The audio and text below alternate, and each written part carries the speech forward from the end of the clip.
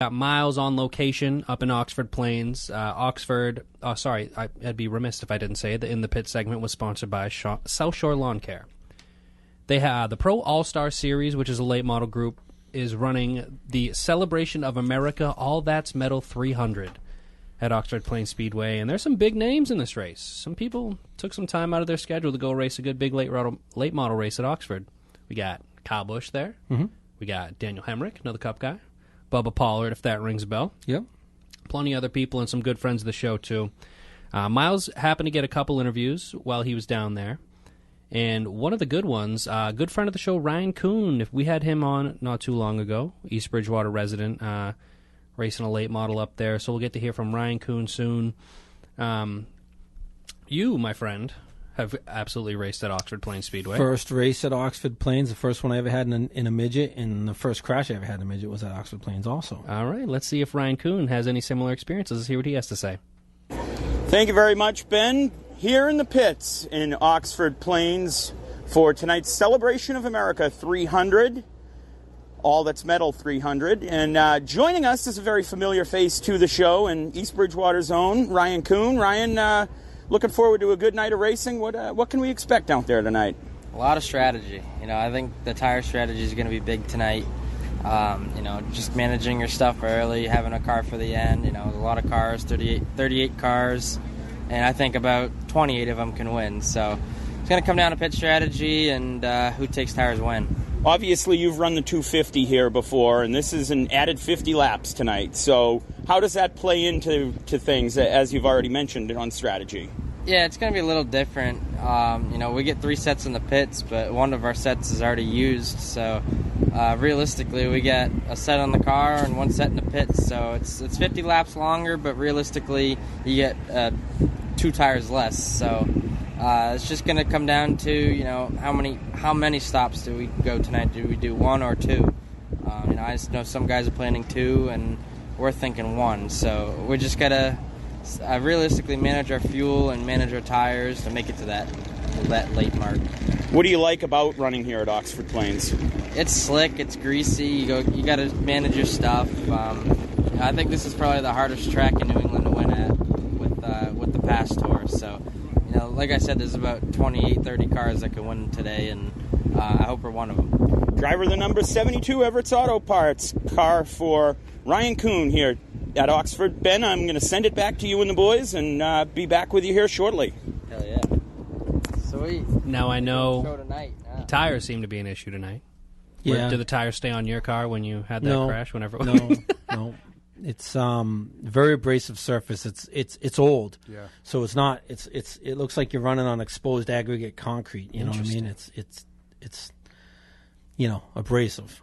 That's crazy. I love going there, so I'm not going to say I don't like going there, but it's a hard track. A reason why I don't like going there is because when you go there, your practice tires, your heat race tires, and your feature tires are all junk. Really? It's abrasive. Isn't it? Would that entail being a more expensive weekend? Definitely. Forget about that. When you go to a track that's smooth, you're going to use 2-3 tires. Yep. And up there you use 8, and it's like it's a cheese grater. It's like that tire you fell on as a kid that really cut you up pretty good. So. Another New England native, Derek Griffith, stopped by with Myles. He's from New Hampshire, drove some truck races for KBM and Xfinity and Sam Hunt Racing. Let's hear what him and Myles had to talk about.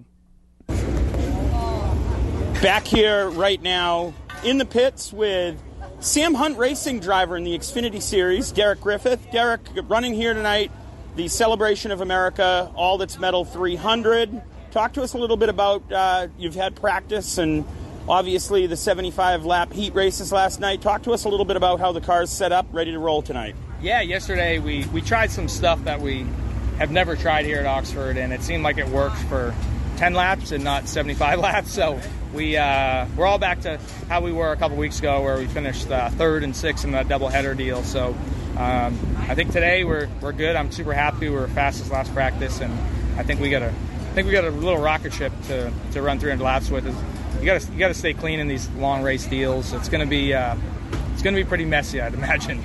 And obviously, could be a 1 stop strategy, two stops tonight, totally depends. How do you maintain your tires for 300 laps? This place is so tough on tires that like you get to a point where like it doesn't even matter anymore. Like you, as long as you save just a little bit better than everyone else around you, you're usually better. 300 laps, it's going to be interesting because we have 75 lap tires from yesterday that we can choose to start on, or we can change them halfway. There's so many options. There's no limitations to when and how we do the tires. So I don't know. Some people are probably going to do a one-stop deal, and others are probably going to use every tire they possibly can. It's just going to depend. I think track position is going to be a little bit more important than normally. Like the 250 is usually not that important because of the time of the day you're racing, and it's a lot easier to pass, whereas like it just seemed like everyone kind of gets stalled out right now and has to ride around on the bottom. So I think track position is going to be way more important than a 75 lap set. A new set's going to make a big difference, but I don't know, man. It's going to be interesting. Talk to us a little bit. Any plans coming up for Xfinity or Truck Series going forward in 2024? Nothing currently. We're always looking. There's I think my next opportunity is going to be with an RCR, Joe Gibbs, or something of sorts like that. Get a 1 or 2 race deal where we're running to win rather than get experience. Sam's been doing really good, and they're an up and coming team for sure. But I think the resources that like a RCR has or a Gibbs have is just a little bit more. That's probably where I'd want to be if I ever did something again. Maybe next year Loudon. That's an easy track for me to go and run at. So we'll see. I don't know. The possibilities are endless, but we'll take it as it comes. Perfect. Derek Griffith joining us here from Oxford Plains. Ben and the boys, I'll send it back to you in the studio. All right. Thank you, Derek. Thank you, Myles. Derek actually currently running P3 in the main event. They have about 250 to go, so a long, long race ahead, but Derek put 62 laps in right 62 now. out of 300. I'm a long night. Where can people watch live? I'm watching it on Race Monitor, so I only have I don't know if it's on Flow Racing tonight. It might be Flow Racing. I'm going to check right when the show wraps up because I do have that on my phone, but good to hear from Derek Griffith. I hope he gets some Xfinity opportunity. That'd be really cool in a JGR. Past Pro All-Stars put on a great race. I don't know if you've ever seen them before, but it's a very competitive division, very close competition, and 300 laps around Oxford. That's a long race. That is. I mean, most of these guys run 50, 75, 100 laps, right? Mm-hmm. You really got to pace yourself. Don't get caught up in racing the guy early, beating your car up. Let the guys that are going to get, become heroes early, let them take themselves out, burn up the equipment, then you'll have less people to race for the win later on. But patience is tough. You got a beast underneath you, and, you want to go fast. And they call it an all-star series. There's some big names in this field. You want to show out and beat the big names, right? Absolutely. And more down south races, I think Harvick ran a late model race recently. Yeah. Dale Jr., I think, had another appearance in a late model race. So it's good to see the big names come and support. Kyle Busch is there. I mean, if you're a regular guy in that series, you get a chance to race against the Cup champion. I think he won over 100 races in all three divisions of NASCAR. 200. So Kyle Busch is running 17th right now. 17th. Well, you want to beat him. It looks like those guys is strategy because Bubba Pollard's back there and everything. It looks like that's part of their plan. All right, let's hear what Kyle Busch's plan is. Myles got to talk to the two-time Cup champion. Let's hear what he has to say. Go ahead. Back here with Kyle Busch up here at Oxford Plains Speedway, getting ready tonight for a 300-lap race, of course. It is the Celebration of America 300 here. Kyle, welcome back to Maine. First and foremost, how's the car? Are you ready for 300 laps here tonight? We've been making a whole lot of changes to it, but I'm not sure I'm really getting any faster. So just a lot of things kind of happening. Track obviously being really different today versus last night. So we'll see how it goes. But thanks to Tom Keene and Keene Parts and everybody at Weir's Motor Sales, we're out here having some fun. Slick and sliding out there. What do you think the tire wear, and how are you going to maintain tires tonight? That was the big story yesterday for us and the rest of the competition was those cars that are really good that can take care of their tires automatically just seem to prevail and be good, especially on those long runs. On the Cup side of things, struggling a little bit. How do you get back to the playoff contention?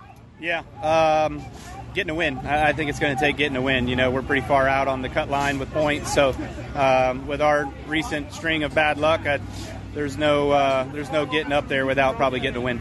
Kyle Busch joining us here from Oxford Plains, and we're going to send it back to the studio.